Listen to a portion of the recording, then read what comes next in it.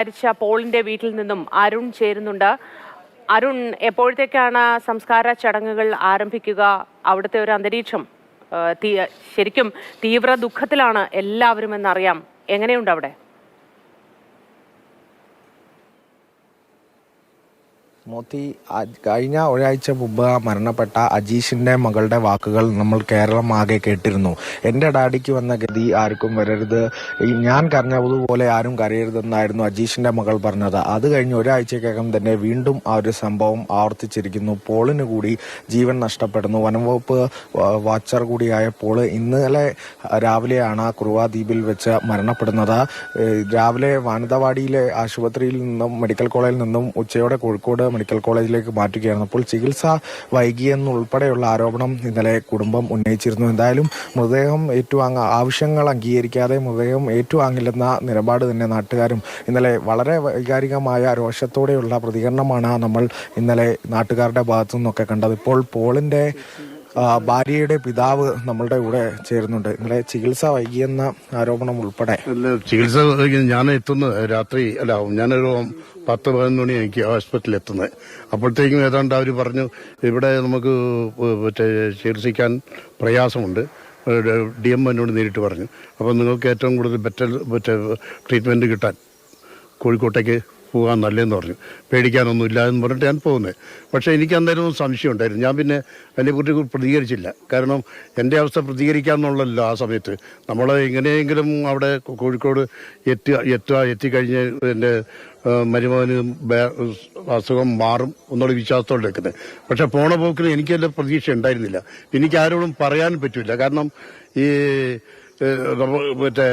എന്തെന്ന് ഞാൻ പറയാം, എൻ്റെ കൂടെ എൻ്റെ മകളെ ഉണ്ടായിരുന്നു കാറിൽ.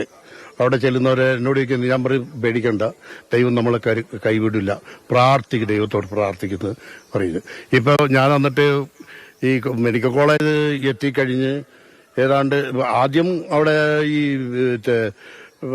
രോഗി അവിടെ എത്തിക്കഴിഞ്ഞ് കുറെ കഴിഞ്ഞ ശേഷം ഞങ്ങൾക്ക് എത്താൻ കഴിഞ്ഞ്. ആംബുലൻസ് പോകുന്ന അതേ സ്പീഡിൽ ഞങ്ങൾക്ക് പോകാൻ കഴിയില്ലല്ലോ. ഒരു പഴയ കാറ് ഇവിടുത്തെ അവൻ്റെ കൂടെ ജോലി ചെയ്യുന്ന ആ സുഹൃത്തുക്കളുടെ വണ്ടിയാണ് എന്നെ കൊണ്ടുപോയത്. അപ്പോൾ ഞാനത് അവിടെ എത്തുമ്പോഴത്തേ ഞങ്ങൾ 3-3:30 കഴിഞ്ഞു.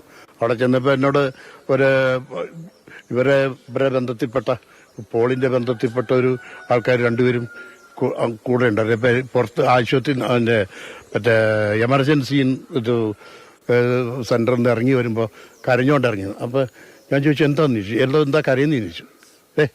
ഒന്നുമില്ല നിങ്ങളൊരു കാര്യം കാറിൽ പോയിക്കോ, ചേച്ചിനെയും കൂട്ടി പോ എന്നും പറഞ്ഞിട്ട് ഇങ്ങനെ പറയാം.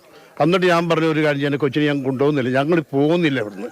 അതിൻ്റെ റിസൾട്ട് എന്താണ്, ഫൈനൽ എന്താണെന്ന് അറിയാതെ പോകാൻ ഞങ്ങൾക്ക് വിഷമമുണ്ട് എന്ന് പറഞ്ഞു. അവസാനം നിർബന്ധിച്ച പോലീസുകാരും അവിടെ ഉണ്ടായിരുന്ന സെക്യൂരിറ്റി വന്നിട്ട് പറഞ്ഞു, നിങ്ങളൊരു കാര്യം ചെയ്യും, ഈ മോളെയും കൂട്ടി പോകും എന്ന് പറഞ്ഞു. അങ്ങനെ ഞാൻ വന്ന് ഇവിടെ 7 മണിക്ക് എത്തുന്നു. ഇവിടെ എത്തിക്കഴിഞ്ഞപ്പോൾ നോക്കുമ്പോൾ ഇവിടുത്തെ ജനങ്ങളെല്ലാം ഞാൻ വഴിക്കുന്ന തന്നെ എവിടെ എത്തി എന്ന് ചോദിക്കുന്നുണ്ട്. മോളും നിങ്ങൾ എവിടെ എത്തി? അപ്പം ഞാൻ പറഞ്ഞിങ്ങനെ വന്നുകൊണ്ടിരിക്കുകയാണ്. ഓരോ സ്പോട്ട് എത്തും, പനോരത്ത് എത്തുമ്പോഴും കൽപ്പറ്റ എത്തുമ്പോഴും അതുപോലെ എല്ലാ ഹോണ്ട റൂട്ടിൽ മുഴുവൻ ഞാൻ ഓരോ സ്ഥലത്തും എത്തുമ്പോൾ ആൾക്കാർ വിളിക്കുമ്പോൾ ഞാൻ പറയും ഞങ്ങൾ ഇവിടെ എത്തി എന്ന് പറയും. ഇവിടെ എത്തുമ്പോൾ ജനങ്ങളുടെ ഭയങ്കര പ്രതിഷേധം നടന്നു എന്ന് അറിയുന്നത്. പക്ഷെ പ്രതിഷേധം എന്ന് പറയുന്നത് അത് വളരെ ജെന്യൂനാണ്. കാരണം എന്താ അറിയോ, ഇപ്പോൾ ഈ കുട്ടി 10ലാണ് പഠിക്കുന്നത്, ഒരു മാർഗമില്ല പഠിക്കാൻ. ഇവൾക്ക് ഇവളാണെങ്കിൽ രോഗിയായിട്ട് ഇപ്പോൾ കഴിഞ്ഞ ദിവസം ഞാൻ തന്നെ മാനന്തവാടി കൊണ്ടുവന്ന് കാണിക്കരുത്. ഇവർക്ക് സ്വന്തമായിട്ട് ഇതില്ല. ഞാൻ വേറെ അവരുടെ പൈസയും കടം വാങ്ങിയിട്ട് മാനന്തവാടി ആശുപത്രി കൊണ്ട് കാണിച്ചു പറഞ്ഞു, ഒരു കാര്യം ചെയ്യണം, ഇത് വളരെ ഒരു സീരിയസ് ആയിട്ടുള്ള ഇതാണ്, അതുകൊണ്ട് നിങ്ങൾക്ക് ഒരു 2 ആഴ്ചത്തേക്ക് മരുന്ന് കഴിക്കും. ഈ മരുന്ന് കഴിച്ച ശേഷം നമുക്ക് വീണ്ടും ഒരു സ്കാൻ ചെയ്യണം. സ്കാൻ ചെയ്തിട്ട് നമുക്ക് എന്താണെന്ന് പറയാം എന്ന് പറഞ്ഞു. ഇത് കേട്ടോ ആകെ ഇവനും വളരെ ഇതായിരുന്നു. അപ്പോൾ 2 ദിവസമായിട്ട് ഇവന് ഇവൾക്ക് സുഖമില്ല എന്നുള്ള ആ പ്രശ്നം കൊണ്ട് വളരെ വിഷമത്തിലായിരുന്നു. ഇവൻ ജോലിക്ക് പോകാൻ തന്നെ ഇവള് പറയും പോളിൽ പിന്നെ ഞാൻ 2 ദിവസം കഴിഞ്ഞിട്ട് ഞാട്ടെ ഇന്ന് പറ്റില്ല എന്ന് പറയും. അപ്പോൾ അങ്ങനെ പോയ അന്നാണ് ഇത് സംഭവിച്ചത്. ഇപ്പോൾ